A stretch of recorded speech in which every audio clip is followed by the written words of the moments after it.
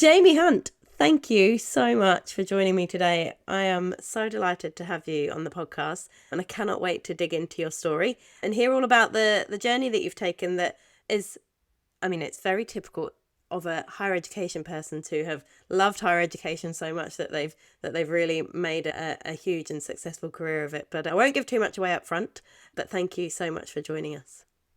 Thank you. I'm so happy to be here. So we always start with a bit of a softer introduction, I suppose, just to really understand our guests and hear a bit about them and who they are as a person. So I guess start by telling us a bit about you, but about the business that you're now running as well. Yeah. So I worked in higher education for about 20 years and almost exactly a year ago decided it was time to do something different. I wanted to still work in higher ed, but in a different capacity. Mm-hmm. And so I launched my own consulting firm, Solve Higher Ed Marketing. And I'm really focused on helping higher ed CMOs, VPs, and vice presidents for enrollment marketing to kind of address some of those challenges that maybe they've backburnered or they don't have time to get to, or they're just like, I just need help with this. I just need another set of eyes. I need another set of hands to help me with this project. And so I launched that about a year ago, and it has been so much fun. I've really enjoyed doing it. And then I also started about a year ago teaching higher ed marketing at West Virginia University in their Masters of Integrated Marketing program. And then this spring, I started teaching emerging media in the market for the same program. So that's all things AI, virtual reality, smart objects, chatbot. Everything that you can think of that's sort of like in the digital realm of things. And that really forces me to stay on the top of my game in those areas for sure. That's incredible. It's been an amazing year. I can't even describe the last year. It's just been fantastic. Busy, I think, would be a good way to describe it by the sounds of it. Yeah. To your point, teaching that sort of area, I think it's obviously amazing that you can help people to understand it, but exactly to your point, it's forcing you to stay on top of things as well, which can be really tricky when things are changing so quickly, right? And we'll get into what that looks like and how you do stay across things and what you've seen, I guess, across the course of your career as well, once we dig in a little deeper. Before we get into that, I'd like to understand a bit more about you as a person. How would your friends and family describe you? I would say my friends would say that I work way too much. I think I'm very driven, and that leads me to work, 7 days a week if I need to work 7 days a week, or work in the evening. So I think they would say I'm maybe too driven, but I also think they would say I have a really big heart. And that's part of what leads to that working 7 days a week, because it's like I want to be able to help someone. I'm going to take on this project even though I know it's going to be adding to an already packed schedule because I want to help. So I think they would say that. I also think a lot of people would say I'm one of the weirdest people they know. So I've had people tell me that too. Complimentary way, I'm sure. I'll accept. They mean that in the nicest possible way. I love that.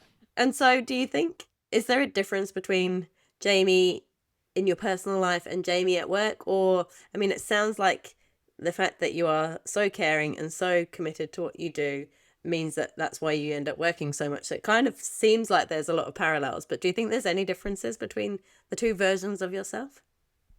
I think the personal Jaime probably swears a little bit more than the work-based Jaime. But no, I find it very difficult to have that like mask, to have work self and personal self. And I've never been very good at separating those two into like two different beings. I think the only thing that's a little bit different for work is I have mastered the poker face. So somebody can say something completely wild to me and you will have no idea that in my head I'm thinking WTF. But in my personal life, I will just go ahead and say WTF. I would say my friends probably would be like, she has no poker face. And everybody I've ever worked with would be like, wow, I don't think she's ever upset about anything. Yeah, you don't know what's going on inside. I think I need some lessons in that. My poker face is terrible. My colleagues can see straight through me through a screen exactly what I'm thinking at any moment. So yeah, I definitely need to work on that one. And we will get into talking about your career shortly, but Who, I guess, through the course of your career, have you been most inspired by? I mean, obviously, we love to hear about this and we love for our listeners to hear who you've been inspired by. But selfishly, this also gives us a little hint as to who we should be inviting onto the podcast. And you came through a recommendation and as someone who had inspired our previous guest, Diana. So I'd love to hear who you've been inspired by in your career. Yeah, so a couple people. One of them is someone who I think there would be a 0% chance he'd come on this show because he's the shyest person I think I've ever known. But that's Danny Kemp. And he was my boss when I was at Radford University.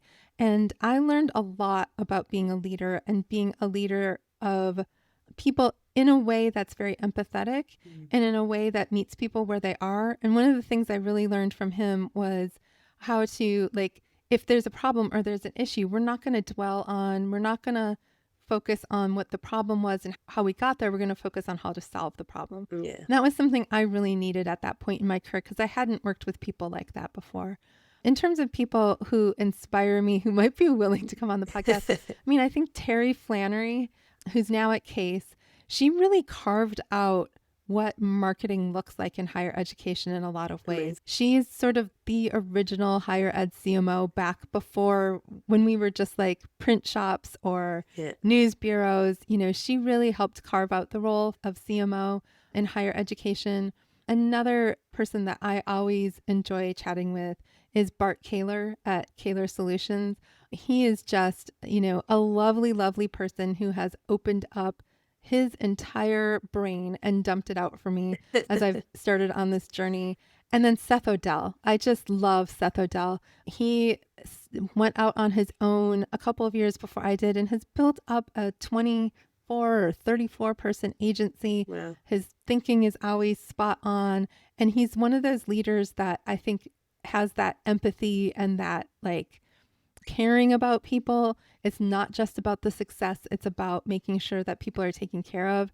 And I really admire that about him. And I just realized like I listed mostly men, but those are the people who came to mind. That's fine. I think there was one woman in there, so we'll let you away. I'm sure there's been lots of women that inspired you along the way as well. But that's fantastic. Thank you. Great for us to have so many names as well. But yeah, really nice to hear the different ways that they've all inspired you as well. And I think always think it's really interesting when you think back to the people who inspired you in those early days, because you just think actually without that I wouldn't have taken the first step or, you know, the next step that then eventually gets you to where you are now. And yeah, I've certainly got people that were way back when, you know, in jobs where I was just a kind of Saturday girl in the hairdressers, that kind of thing where you think, yeah, if they hadn't given me that chance to do that one thing, and I wouldn't have built up the confidence. I think it's really important to think right back to where it all started. And so we have talked a little bit about some of the parts of your career so far. I'd love to hear the quick overview of how you went from, I guess, being in journalism and then in PR to now where you are running your own business today, consulting higher education organizations. How did that all come about? Yeah. So if we go way back, I intended to major in biology and become a turtle researcher. Wow. And my parents were like, please look at the want ads and show us all the turtle researcher jobs that you can find before you choose that major. And there weren't any. So I was always interested in telling stories. And so that's why I began a career in journalism. And my parents were very much like, you should go into PR. I thought PR was just spin. But when I had the opportunity to interview for a PR job at a university, it was like, this is just storytelling in a different, more focused way. And so that was a really easy transition for me because I feel so strongly about the power of higher education. And I think it has such a transformational difference on our world. And then when I was at UW Oshkosh as their news director, 5 days in, one of the main marketing person left and they were like, hey, can you fill in temporarily in marketing? And I hadn't really done what I thought of as marketing before that. And I'm like, okay, yeah, I can do anything. It lasted 3 years because that was during the 2008 recession. And so I decided to get a master's degree in marketing to kind of learn those skills. And what I learned was marketing is just storytelling with that science angle. So as someone who had that scientist heart, that data, numbers, you know, getting to know the truth through facts, applying that to storytelling was like, this is magic. What better job could there possibly be than marketing? I only wish I'd known about marketing earlier, although I will say journalism was such a wonderful career and I have no regrets starting there. And so then for a very brief time, I worked for a boutique agency. And right before I started working in higher ed, and I was like, someday I want to do this. I want to have my own consultancy, but I knew I had to have expertise to do it, that nobody's going to hire a 22-year-old, because I think I was 22 or 24 or something, to like be a consultant for them. Like I didn't know anything about anything. So when I had the opportunity to like, my husband and I had saved up enough money that we'd be okay if I wasn't immediately successful. So it was like, this is a no-brainer. Why wait until I'm like too tired to do the hustle of getting the business? Let's do this now. And I'm so glad. I don't regret doing it sooner because I think that everything happens in the time it's supposed to. Yeah. So I think it happened at the exact right time in my life and in my career. And I'm really glad that it did. And was there hurdles in terms of, I think so many people probably aspire to one day be their own boss and start their own business. Obviously you had the core kind of desire, and you came at it from exactly the right place where you really want to help people.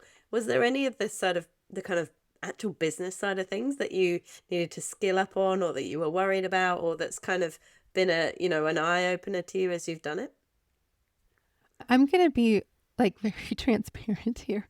I have no idea what I was doing on the business side whatsoever, which Bart Kaler, who I mentioned early, was so helpful because he gave me the name of his fractional bookkeeper so I could get a bookkeeper. I got the accountant. I've got, somebody that I'm going to be using as a coach to help me like really figure out how to do this whole thing, because I just basically was like, hey, I'm a consultant now. And then all this business came in and I didn't have like any time to figure out where to go from here. Yeah. So it's been really eye-opening. I would say if somebody wanted to do that entrepreneurial journey, don't assume that you're going to have time to figure it out once you start. Figure it out and then start. I've been wildly successful, thank goodness, and I'm so grateful for that. But, I still don't have like a solid path or a plan for how I'm going to go forward. And I think that would have been good to have. Yeah, and I guess it's because you came at it from like arguably the best angle. So you had the passion and you had the network to be able to get started, that it then ramped up so quickly, right? And then, as you say, you kind of got to work that stuff out as you go. Who are the sort of people that you're working with? Are they people that you've worked with previously? Has that portfolio grown just through the connections that you've made since you started? How did you kind of find that you brought in business for it? Yeah, that's a great question. When I first started, it was folks that had worked with me, like they were another CMO at a school that maybe we got to know each other through a conference or got to know each other through working in the same state or the same region.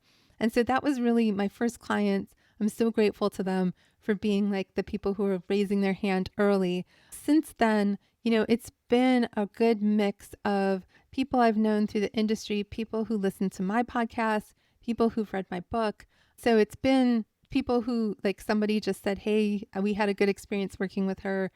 You should call her. So it's been pretty varied. I'm so incredibly grateful. I think that my business really filled a really desperate need in the marketplace to have someone who has been a CMO. So I was a higher ed CMO and vice president at the cabinet level for over 9 years when I launched. Yeah, And so it was like having somebody who's been in those conversations and understands like what is facing you, has solved these problems as a CMO, to be able to come in and help. And you don't have to get me up to speed. It's like I can just come in and hit the ground running and sort of be like your little mini clone or whatever for whatever period of time and work on projects in collaboration with you. Or some of them have been like, you just figured out I don't have time. Yeah. I think there was just a real need in the marketplace for somebody with that experience to come in and help. And I'm so unbelievably grateful that people trust me with that work. I think you're absolutely right. Like there's probably a few people who grow so much to be a CMO and then say, actually, I'm going to go and start my own business, because you're either trying to do that or you're trying to do that in most cases, right? You're either trying to be the CMO or you want to be your own boss and you're going to grow that way. And yeah, I think you're absolutely right. There'll be a lot of sort of mid to senior level management, director level people who probably go out and do it, but probably very few people who've got that CMO experience. So naturally people must trust you because, like you say, you've actually got that lived and earned experience of being in their shoes, and you just kind of totally get it. So that would be a huge reassurance for them. I mean, this podcast is at Squiz, our bread and butter is digital and online experiences and digital transformations. And I always love to hear about the transformations that people have experienced. And you and I have obviously chatted previously, and love to hear, you mentioned a couple of times some of the things that you've seen over the course of your career in terms of the kind of transformations that have been implemented. And I almost did that transformations because I think if you think back to what some of them would have been previously, they maybe wouldn't have been as transformative as we now think of it, because digital has just gone wild in terms of the trajectory it's taken. So I'd love to hear about some of the transformations that you've been a part of, and some of the lessons, I guess, that you've learned from those, either good or bad. Yeah. I mean, so since we talked about this last week, I've been thinking about this a lot. One of the things that I started thinking about was when I started at the first university I worked at, they were faxing out press releases still. Yeah. You know what I mean? Yeah. Our website wasn't in a content management system. And one of the things that I did was when I got there, I'm like, why are we doing a literal physical newsletter for the campus and not doing something that's like an online daily news site? And there weren't examples in higher ed at that time. Right. I think we were among the first top 10% of schools that had a daily online news site. Yeah. And we were this tiny little private school in Minnesota, right? We had no business being that advanced. But my friend Monica, she was the web person there, and she was like, yeah, let's do this. Let's figure this out. And so, we launched a daily news site there. Then when I went to UW Oshkosh, they were like, yeah, can you do that here too? And I'm sitting there with code and WordPress trying to build out a daily news site there without a web person to help me when I built the first one. And then when I went to Radford University from there, we actually had one of the very first fully mobile websites in the country for universities. You probably remember back in the day when you'd look at and it would be like, click to see the full site like at the bottom. Yeah. And then it would convert to something where you had to pinch, and Yeah.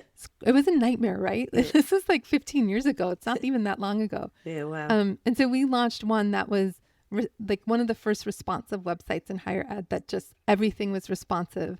And it was so transformative. And in my 5 years there, we went from like 3% of our traffic being on mobile to over 35% being on mobile. It's probably even more now. Yeah. And now, like going from that to now, we're talking about implementation of AI. And I'm working with teams across the country. I do a lot of AI trainings where I train whole teams, demystify how to use AI, incorporate it into their workflows, and to be at the point where we're talking about using AI in our work. When I started in this, people were still faxing press releases Yeah. or mailing press Quite the releases shift. or printing out newsletters. The transformation is profound. When you say about faxing press releases, I started out in agency PR, and I remember putting together a physical board of coverage clippings. I think we had to scan them in the magazine, then cut them out, then use the spray glue. I can smell it still. And then you'd have to take it off. It was just a laborious process, to say the least. And, and now, yeah, it's exactly to your point. If you think about it, you could probably say, ChatGPT, can you pull together a coverage board of all the coverage we've got in the last year, and it would be done in seconds. So yeah, it's quite insane really to think about how far digital has brought us. And I'm really fascinated to hear about some of the things that you are helping people with from an AI perspective. So you mentioned there that, I mean, I'd love to hear it from you, but I can imagine it can be a wide ranging thing from either, what on earth is AI and what should I be looking at, to what's my AI strategy, to, like, is it that varied at the moment, especially in higher education? Yeah.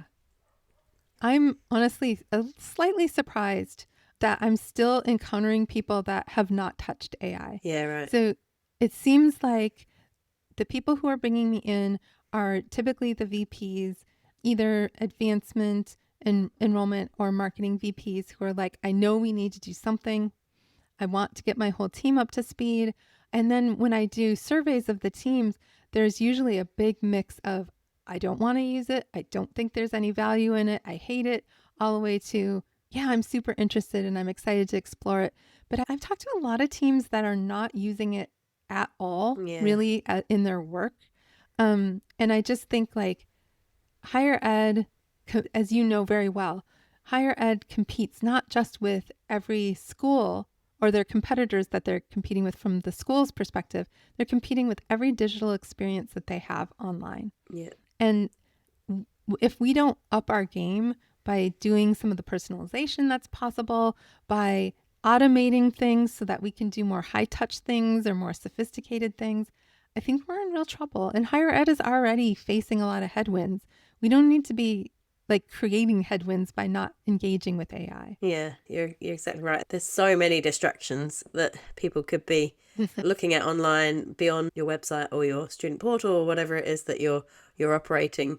You've got to be able to make it as compelling and personalized and relatable for that student or prospective student or alumni or staff, whoever it is, as possible, to actually keep them there and not have them distracted by the multiple other things they could be looking at. Are you finding that you're seeing a kind of different side of things now in your role as the consultant rather than being in-house at the institutions? Does one side or the other make you happier? Or, do you kind of just feel like you bring the same level of passion to both? It's so different. It's night and day different to be on a campus and living the campus and being somebody who's coming in to solve a problem or a set of problems. Yeah. I would say, given that the state of our world today, I'm grateful to not be dealing with some of the communications challenges and Yeah. crises challenges and issues management that my colleagues are dealing with. Yeah. It's very different. I still bring the same level of passion and enthusiasm for higher education to my work, but in a way, it's like I can be working on this project, Project A, and something I'm learning in that might help client B with a totally different problem. But it's like, okay, I can apply something that I'm working on here to help with this. And I think when you're on a campus, you're just so heads down on what's going on with your campus and what you're doing that you don't, maybe when you go to a conference, that's when you get these other Yeah. perspectives that feed your ideas, but you're not getting it like every conversation I have is me learning something about the industry even further, Yeah. or learning something, getting an insight from a colleague that can help other people. So that's probably my favorite part about it, is like being able to have my head up instead of head down. Yeah. And you alluded to the fact that, the world is a challenging place at the moment. The higher education space is challenging, but none more so than in the US. Very challenging times for the industry at the moment. All of that, those kind of significant but very specific challenges aside, what are the things that you're kind of hearing from across the board that higher education institutions are facing? I guess if there are any higher education marketers listening, it might just be reassuring to know that they're not the only ones facing them. So is there a common thread? Yeah, I mean, I would say one of the big things I hear a lot is this declining appreciation for the value of higher education, particularly in the United States. I think that's a challenge that's been facing us and growing over the last couple of decades, where people are not seeing the value, even though we know there's enormous value. We're seeing such a marked decrease in young white men enrolling in college. And I think that is a challenge that so many schools are facing. I think there's also the challenge of trying to do so much without enough resources. Yeah. And I know I've been really lucky to be at well-resourced schools, and I've been at schools where I feel really lucky to be supporting a mission, but not necessarily having the level of resources needed. And that can be really challenging to be in a situation where you have all of these goals and these pressures and these objectives you need to reach, and you know you're not going to because Yeah. you don't have the resources, people, or money, or consultants, or whatever to do it. And so if there's higher ed marketers listening who just feel like kind of dejected that they're being asked to do so much, but they don't know that they're going to be successful because of how little they have to do it, you are so not alone. I hear from so many people in that boat. And I just think, like, keep your chin up, like keep doing your best work, keep digging in. It's not just you, it's everywhere across the industry right now. And probably other industries as well, right? Like it's not Yeah. higher ed is struggling at the moment, but yeah, to your point earlier that the world is in a funny old place at the moment. There'll be other industries that are hugely struggling as well. Do you think there's other industries that higher education kind of can look to learn from? Are there any particular that you recommend that your clients take inspiration from? Yeah, I mean, I think that one of the most analogous industries would be healthcare, Mm, particularly like hospital systems, because they have like that similar sort of programs would be like the departments within a hospital system. You have the faculty, which would be like the doctors in the hospital system. You have a wide range of potential stakeholders. yeah. Um, I think there's a lot to learn from that industry. I would encourage people to look outside of higher ed, look outside of nonprofits when you can, and get some ideas from, other industries, even like car manufacturers, or, what are some of the creative, interesting ways that they're trying to gain attention and being successful with that? Because here's the thing, I don't think higher ed or nonprofits, maybe healthcare systems, have like tons and tons of money, right? So you're going to play it maybe a little bit more safe in those Yeah. industries. Things where like more consumer goods, things like that, people can take bigger risks. They tend to have bigger budgets. They tend to be able to do bigger, deeper research. Take a look at what they're doing and see if there's something that you can adapt and bring into your industry to break outside of that sort of we've always done it this way or whatever mold. Yeah. Yeah, I think, yeah, it's great advice. At a time where you can very easily access and be inspired by the things that other organizations are doing, you only need to start following certain pages on LinkedIn in terms of them showing you the best ads of the week, all of that sort of stuff. Like I follow all of those sorts of pages, and I'm constantly seeing some really creative and inspiring ways of looking at things that you wouldn't necessarily otherwise think about, and you wouldn't really look at if you just keep looking at what your competitors are doing or what other players in your sort of industry are doing. So yeah, I think higher education, and again, you can correct me if I'm wrong, but I feel like traditionally everyone's sort of been quite close knit and kind of looked to each other and confided in each other, I suppose, and helped each other through things. But it seems like there's a massive opportunity for the industry to kind of look outside of its own industry and start being inspired by others as well. So yeah, I love that advice. And you speak to a lot of higher education CMOs, so you will be hearing about this all the time, not just in terms of your day-to-day job, but also in terms of one of your side hustles. So you host the podcast Confessions of a Higher Ed CMO. I'd love to hear a bit about how you got into that and kind of some of the main lessons that you've taken from that as well. Yeah, it's so funny. I have always been really outspoken. And so I had a little bit of a Twitter following. I mean, it wasn't massive, but, I was posting hot takes Yeah. on the reg. And before Enrollify was owned by Element 451, Zach Buzicruz came to me and said, like, hey, I keep asking people who should have a podcast and your name keeps coming up. And I was like, yeah, I love to talk. I always enjoyed radio. Always enjoyed like talk radio, NPR, whatever. And so I'm like, yeah, my husband and I had a podcast. Like, yeah, I'll try this out. And it has been such a great way to meet people, to tell stories. I hear from people all the time who are like, oh, I listened to this episode and it helped me solve this problem, or it really inspired me to do this or that. And so I just started my 4th year, I think. Wild how fast this has gone by. But I really like to do really deep dives into topics. So it's not just like very surface level. It's like very much like you're going to a conference and you're getting the full presentation with the speaker who's like, and it's not presented presentation style, but you know what I mean? Like the speaker's going into all the nitty gritty, digging into the details so that when you walk away and you listen, like there's something you can take action on. And I wanted to create something useful. That was my goal. Fantastic. So, the last section of this podcast, we always like to just dig a little bit deeper into our guests and really understand them and kind of the background that you've had growing up as a child and as you've grown up that might have inspired kind of where you are today. So, would you say there is anything beyond kind of your professional expertise and experience that's informed your sort of desire to get into the path that you've taken? Yeah. And when I was a little kid, from the time I was, probably like 4 or 5, my parents told me, you're going to college. Like Yeah. that is it. And neither of them went to college. Oh, I was the first person on both sides of the family to get a college degree, but they were like, going to college will open up doors for you. It will give you the chance to be able to make choices in your life that we don't have, that our parents didn't have. And when I look back on going, like the things that had the biggest impact on my life, 100% getting my bachelor's degree was the most impactful thing that ever happened to me.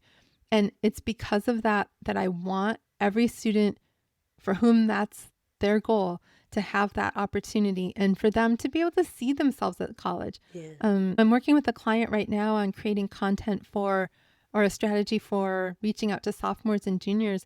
And I was like, frankly, we have to start with this is why college is worth it. Yeah. And when I look at the life I have, you know, I'm an entrepreneur. I live 2.5 blocks from the beach. I have so much fun with my job. I get to make all kinds of interesting choices. I travel all over the country and the world. It all traces back to getting that degree. And Yeah. that's why I'm so passionate about higher education. It's just so transformative. Do you think there could have been another career path that you might have taken? I mean, other than turtle researcher, Yeah, other than data research. yeah.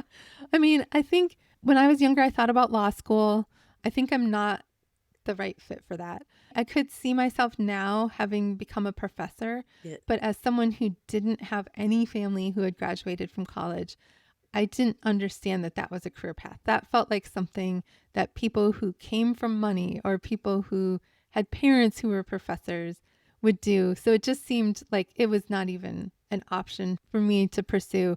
So maybe those things, but honestly, like every part of my career has been so rewarding and fulfilling that I wouldn't change a single bit of it. Even when I've had maybe not great bosses or been in situations that haven't been pleasant at the time, I wouldn't change a single bit of it. I always say that you can learn possibly more from a bad boss than you can from a good boss. And yeah, I've had a few who I look back on now and I think, yeah, the way that I learned to work with that person and get the most out of my relationship with that person has made me a stronger person in terms of how I lead now. You always make sure that you take what you didn't like and make sure that you're not doing it yourself. So yeah, and I think that's the same in that if you've made mistakes along the way, you learn from those, don't you? And you make sure that you don't do it again.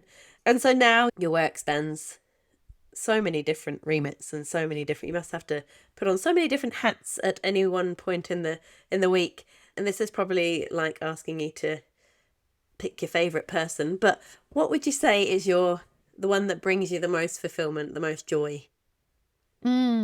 That's such a great question. And it is exactly like, don't make me pick my favorite child. Yeah. Right now, the project that I'm working on that is just like giving me so much excitement is I'm working on basically the entire student journey for one of my clients.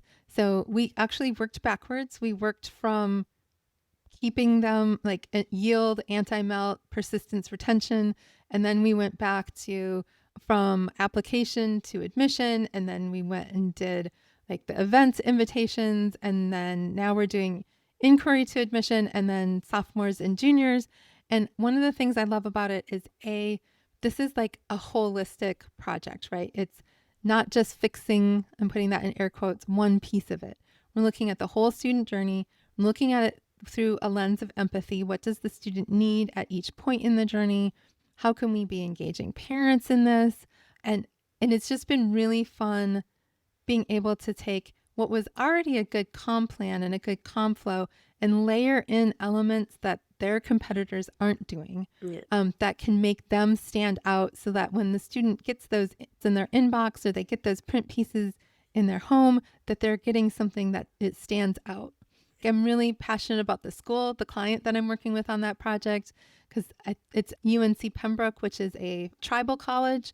So they serve a large number of first generation and minority students. And so it's really wonderful working with them on this project. But that's not to say, if you're listening and you're a different client, I also love you. I love you all, I promise.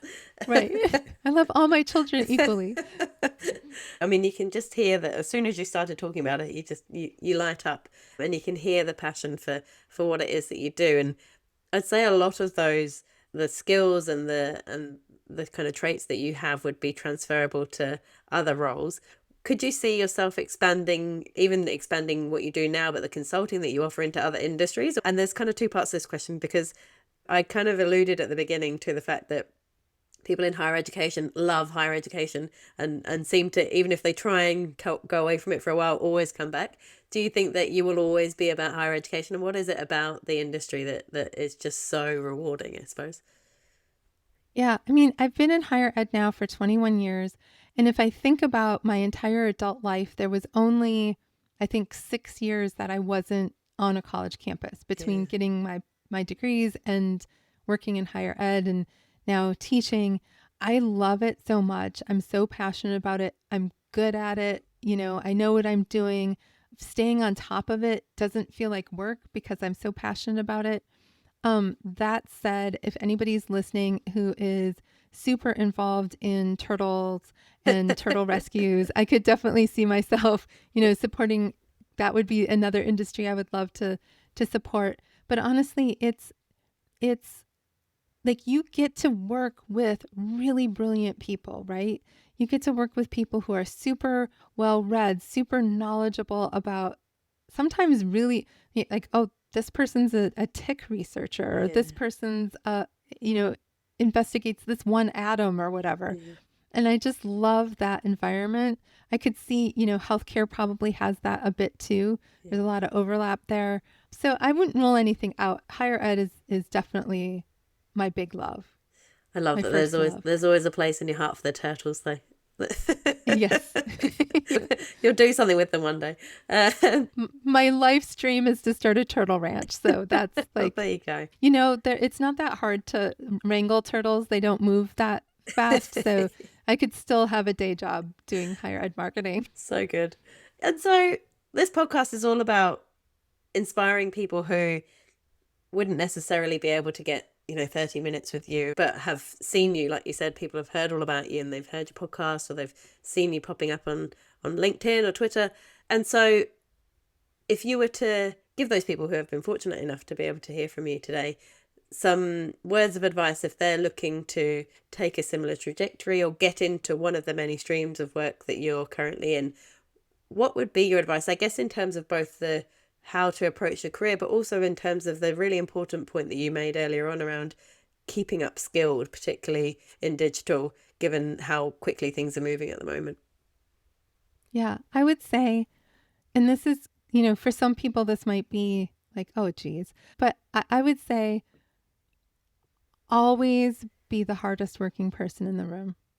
Always leave it 100% out on the table. Always put your whole entire heart into your work.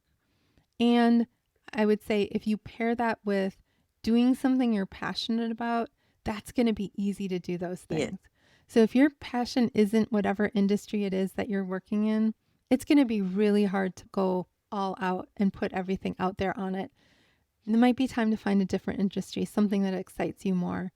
But once you find that thing that just lights up your life, it just becomes your obsession. It becomes the thing that you can't imagine putting down. Yeah. And then when you hit that, it's such a sweet spot, and it really allows you to do your very best work and have your very biggest impact on the world.